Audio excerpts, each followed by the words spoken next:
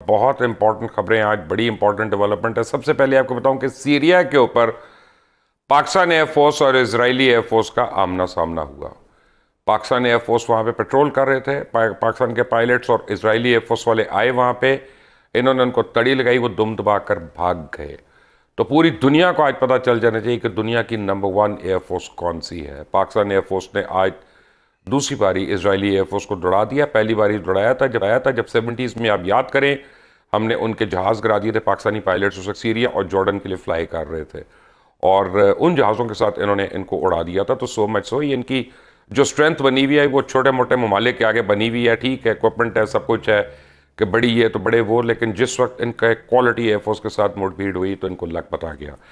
लेकिन इजरान ने बड़ा इंपॉर्टेंट ऐलान कर दिया आज, और मेरा ख्याल है कि डिप्लोमेसी की तारीख में ये बहुत बड़ा ब्रेक थ्रू है, जब ईरान ने कह दिया कि जब तक सीज फायर है तब तक स्ट्रेट ऑफ हॉर्मुज़ बगैर किसी कंडीशन के हर एक के लिए खुला है। और प्रेसिडेंट डोनाल्ड ट्रंप ने फौरन उसको वेलकम किया। और प्रेसिडेंट डोनाल्ड ट्रंप की मैं कोशिश करूंगा आपको ट्वीट दिखाऊं, उसमें उन्होंने बड़ी इंटरेस्टिंग एक चीज़ लिखी। उन्होंने कहा कि Iran has open straight of Iran. उन्होंने स्ट्रेट ऑफ हॉर्मुज़ नहीं लिखा, उन्होंने स्ट्रेट ऑफ ईरान लिखा, और आगे उन्होंने 2 अल्फाज लिखे, उनका थैंक यू। और वो थैंक यू के बाद फौरन ईरान का एक खतीर रकम जो है, जो फ्रोजन थी, उसको अनफ्रीज कर दिया अमेरिका ने। तो ये गुडविल जेस्चर्स हो रहे थे। परसों मेरी बात हुई थी ईरान में एक सीनियर डिप्लोमेट से, जो रिटायर्ड डिप्लोमेट है, और उनको मैंने पूछा था स्ट्रेट ऑफ हॉर्मुज़ का क्या फ्यूचर है। तो उनका ये नहीं खुलेगा, जो मर्जी हो जाए, सर पे उल्टा खड़ा हो जाए, स्ट्रेट ऑफ हॉर्मुज़ नहीं खुलेगा।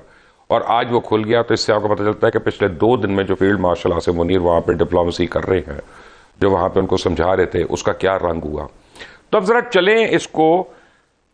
दुनिया क्यों पाकिस्तान की तारीफ कर रही है यहाँ पे इस वक्त। आपको पता है प्राइम मिनिस्टर को अलग अपलॉड किया जा रहा है, फील्ड मार्शल को अलग किया जा रहा है, फॉरेन मिनिस्टर जो है वो भी, उनके लिए भी बड़े हाई एक्कलॉर्ड्स हैं,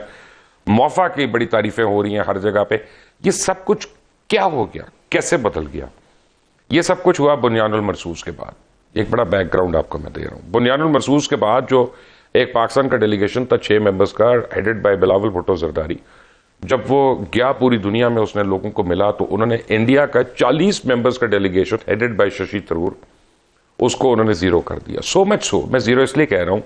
कि दुनिया में एक भी मुल्क जो था उसने हिंदुस्तान के मौक़िफ़ की तायीद नहीं की, उनकी तारीफ नहीं की, उनको सपोर्ट नहीं किया। और बिलावल भुट्टो जरदारी और पाकिस्तान के डेलीगेशन को उन्होंने हर जगह स्टैंडिंग ओवेशन दी, उनको वेलकम किया, और उन्होंने वहाँ से हमारी डिप्लोमेसी जो है उसने एक अप टर्न लिया। मैंने अपनी ज़िंदगी में पहली बार देखा कि पाकिस्तान की डिप्लोमेसी जो है वो उस लेवल की हो रही है जिसका हम कभी ख्वाब देखा करते थे, सोचा करते थे शायद कभी ऐसा हो। कोई अच्छी अंग्रेज़ी बोले, कोई अच्छी फ्रेंच बोले, कोई अच्छी अरबी बोले, तो हमारे भी डिप्लोमेट्स ऊपर आए। 28 फरवरी को अमेरिका और इजराइल ने, सबसे पहले इजराइल ने ईरान के ऊपर हमला कर दिया। ईरान ने जवाबी हमला कर दिया। फिर जितने अमेरिका के बेसिस थे मिडल ईस्ट के अंदर, ईरान ने उन सब के ऊपर ताबड़तोड़ हमले शुरू कर दिए। यूएई के ऊपर हुए, बहरीन के ऊपर हुए, कुवैत के ऊपर हुए, सऊदी अरेबिया पे हुए, जॉर्डन पे हुए, कतर पे हुए।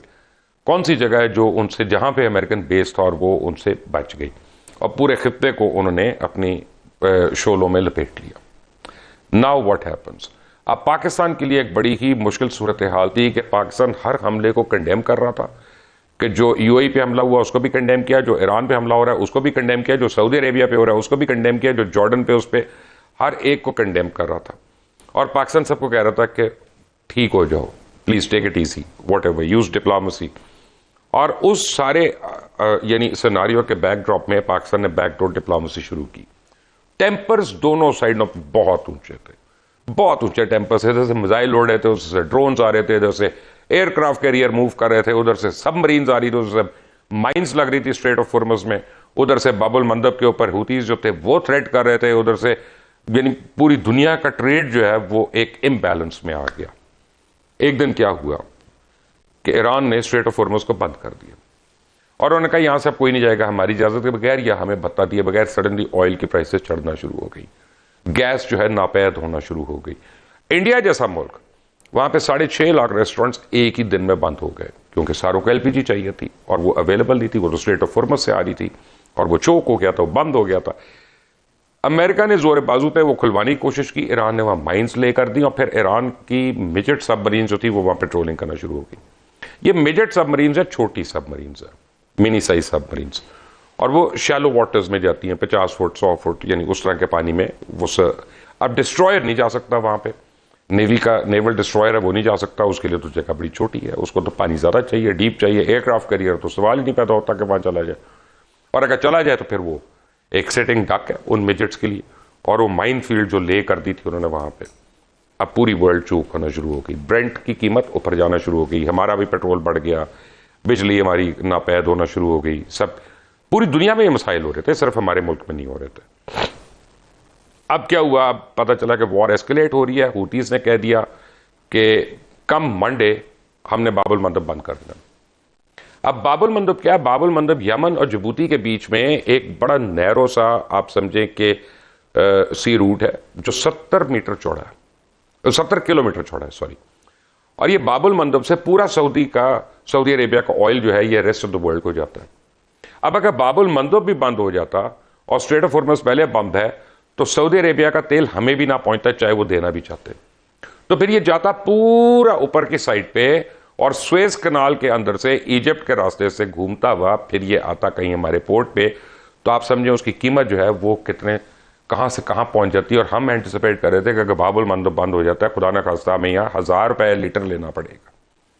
باقاعدہ، ہی ورنہ ملنا ہی نہیں تھا، ملے گا تو ہائی اسٹیک سے ملے گا ورنہ ملے گا ہی نہیں۔ اچھا جاپان 93% اس کے اوپر ڈیپینڈنٹ، جاپان کی تو سٹی گم ہو گئی، ساؤتھ کوریا ان کو سمجھ نہیں آئی تھی کہ ہنسیں کہ روئیں کہ ہم کیا کریں، سنگاپور، یہ سارے جو ملک ہیں، انڈیا، ویسے تو انڈیا بڑی بڑھ کے مارا تھا اور ان کے اینکر گودی میڈیا وغیرہ جو نعرے مارے تھے یہ تو وہ تو اسرائیل از اے بردر، تو اسرائیل از دس، اور وہ گورو آریا، ارنب گوسوامی